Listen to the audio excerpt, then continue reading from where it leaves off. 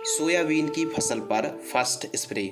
Soybean की फसल पर हमको पहला छिड़काव कब करना चाहिए, किन किन दवाइयों को मिलाकर के छिड़काव करना चाहिए, क्या फ़ायदे होंगे और कितना खर्च आएगा, कौन सी स्टेज पर आपको पहला छिड़काव करना चाहिए, क्या आपको स्टिकर मिलाना चाहिए या फिर नहीं, पानी कितना लेना चाहिए।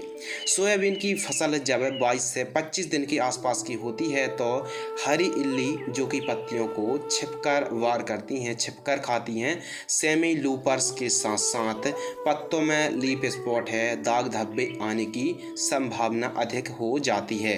जब 22 से 25 दिन के आसपास की होती है मतलब अधिक कीटों का प्रकोप तो नहीं होता है, लेकिन हल्के फुल्के कीट और फंगस का प्रकोप देखने के लिए मिलता है। तो हमारे किसान भाई कौन सा छिड़काव कर सकते हैं जो कि सस्ता हो, अच्छा हो, सूटेबल हो। तो नमस्कार, आप देख रहे हैं एडवांस एग्रीकल्चर यूट्यूब चैनल। मैं हूं आपका होस्ट एंड दोस्त शिव कुमार। चलिए शुरू करते हैं। सोयाबीन की फसल जब 22 से 25 दिनों के मध्य की होती है तो आपको फर्स्ट छिड़काव करना चाहिए। फर्स्ट कॉम्बिनेशन पर आप एक वेस्ट सी दवाई जो कि ज़्यादा महंगी भी ना हो, ज़्यादा सस्ती भी ना हो, काफ़ी अच्छा काम भी कर जाए, इमीडाक्लोप्रिड और वीटासाइक्लोथ्रीन जैसे वायर कंपनी की 16 मन इंसेक्टिसाइड आती है, 10 ml लेना है। इमीडाक्लोप्रिड सकिंग पेस्ट को कंट्रोल करेगी और वीटासाइक्लोथ्रीन सेमी लूपर्स और हरी इल्ली को कंट्रोल और रोकथाम करेगी। इसके साथ मैंकोजेब 75% यानी M45 फफूंदनाशक 40 ग्राम लेना है। मैंकोजेब 75% एक प्रकार से फफूंदनाशक है और लगने वाले फंगस को कंट्रोल करती है, प्रिवेंटिव रूप में भी काफ़ी अच्छा काम करती है और फंगस यदि लगे हैं तो कंट्रोल होंगे और नहीं आ पाएंगे, यानी फंगस आने वाले हैं तो उन पर भी काफ़ी अच्छा प्रोटेक्शन मिलेगा। इसके अलावा सिंजेंटा कंपनी की जैसे क्वांटिस आती है, एक प्रकार की बायो स्टिमुलेंट है, 40 ml लेना है, जो कि सिंजेंटा कंपनी की क्वांटिस एक प्रकार की बायो स्टिमुलेंट के साथ साथ प्लांट ग्रोथ प्रमोटर की भांति भी काम करती है। यदि फसल बढ़वार नहीं ले पा रही है तो फसल अच्छे से बढ़वा ले, इसके लिए आप बायो स्टिमुलेंट का भी छिड़काव कर सकते हैं। यह जो हमने डोज बताया है 15 लीटर पानी में घोल करके आपको छिड़काव करना है और यदि फसल 22 से 25 दिन के आसपास की होती है तो अधिकतम लगभग 6 पंप लगेंगे, क्योंकि फसल छोटी है, 6 पंप से अधिक नहीं लगेंगे। 15 लीटर की जो टंकी आती है, इस कॉम्बिनेशन को यदि आप छिड़काव करते हैं तो एक एकड़ का जो खर्च है 600 से 750 रुपये प्रति एकड़ का खर्च आएगा।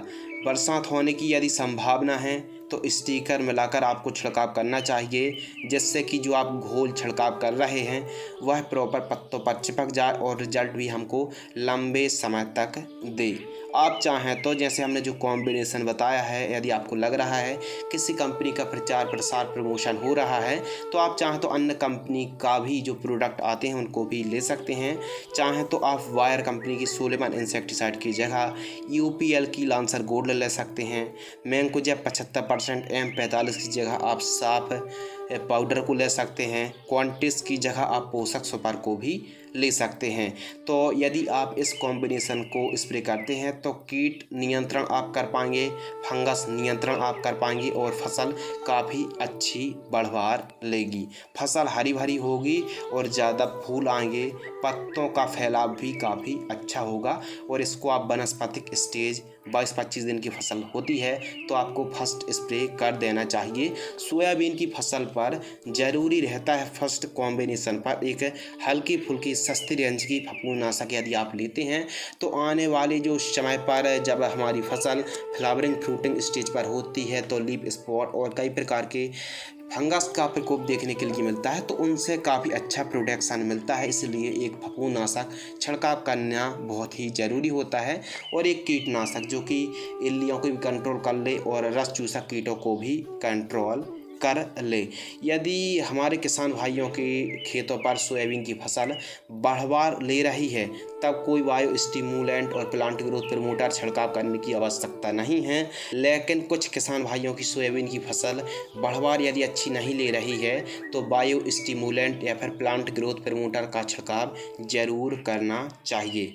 उम्मीद करते हैं इस वीडियो से आपको कुछ नया नॉलेजेबल सीखने के लिए ज़रूर मिला होगा। नमस्कार।